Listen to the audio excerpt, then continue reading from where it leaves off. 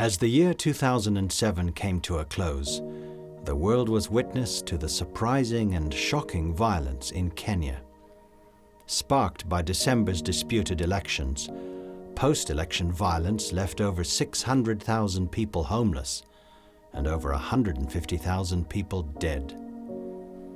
Towns like Kericho and Naivasha were scenes of people fleeing for their lives, leaving everything behind to be looted and burned by angry mobs, armed with machetes and fueled by tribal hatred. Bernard, a fisherman from the town of Naivasha, was forced to flee his burning house.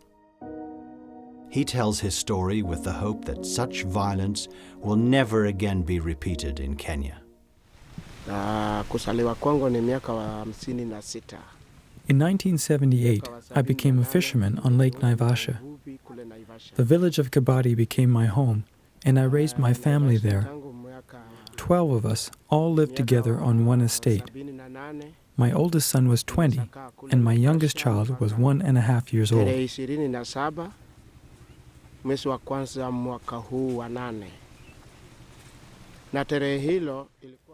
We enjoyed a sense of peace and safety in our fishing village. But near the end of January 2008, violence that had begun after Kenya's December elections arrived in our village. It was on the 27th of January 2008 that a mob of men, called Mungiki, came to Bernard's community and surrounded it. All of us ran into the house, including some neighbors who were with us. The thugs came armed with machetes and knives. They poured gasoline on the roof and lit a match to it. The fire exploded everywhere. They barred the door with an iron rod so that we could not escape. Everything was on fire. Gathering all my strength, I somehow managed to break through a small part of the door and escape. Enda kwa obi ya police. Nikaeleza hawa watu yangu yote 11 wamekufa kwa maji. Once outside, I lost consciousness, only to wake up later in a hospital. A police officer had found me and taken me there. The next day, I went with the police to my home. Breaking through the debris, we found the bodies of my family members and took them to the mortuary. 11 members of my family, as well as the neighbors who had sought refuge in my home, perished in the fire. Bernard lost almost everything in the fire. Once he had a life filled with love and joy. Now the mounds of freshly dug graves remind him of his loss. One daughter, who recently married and moved away, is all he has left. Overwhelmed with grief, she weeps for her mother and siblings. The pain is too deep for words. In spite of his incredible loss, Bernard finds strength from his faith in God.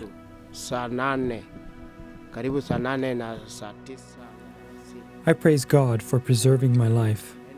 I'm thankful that I'm alive to tell this story, so that the world can know. I feel no desire for revenge towards those who have done this to my family. I want to leave it with God and pray that violence like this will never again be repeated in Kenya. Mwenye amesikia hii kilio changu asaidia mimi na yale Mungu ametusaidia naye. Asanteni.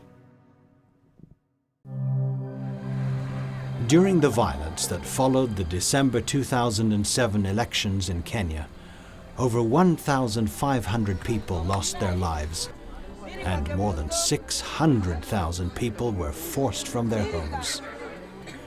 Camps for internally displaced people were established throughout Kenya to accommodate those who had been compelled to leave their homes. One camp, set on a hill overlooking the town of Kericho, is now home to almost 400 internally displaced people.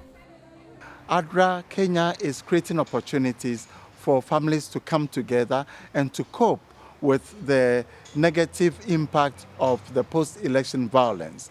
Our programs have included the provision of health care to hundreds of thousands of internally displaced persons. We have received pharmaceutical supplies totaling 4.5 million United States dollars. ADRA Kenya is also creating opportunities for families that have lost property to receive blankets, kitchen equipment, sanitary towels, and so on, so they can put their lives back in order. In addition, for those who have not had access to food, ADRA Kenya has worked with partners to create opportunities for families to access food so they can also become food secure. This is the third month. We are not sure when they'll go back to their places, because some of them, especially Kipkelion, life is still not stable, because we've been calling there, and it's like they may not go back for the next 1 or 2 months. Unless things change, then they are bound to be here for some time. ADRA has been a friend to this camp, and now they are so happy about that's what they're saying. ADRA has been supporting this camp, and other camps like it, with much-needed supplies such as blankets, mattresses, and items of personal hygiene. ADRA Kenya partners with organizations such as the Red Cross and receives support from ADRA Canada and the rest of the ADRA network. With our help, ADRA Kenya is bringing relief to the victims of post-election violence and is assisting them in rebuilding their lives.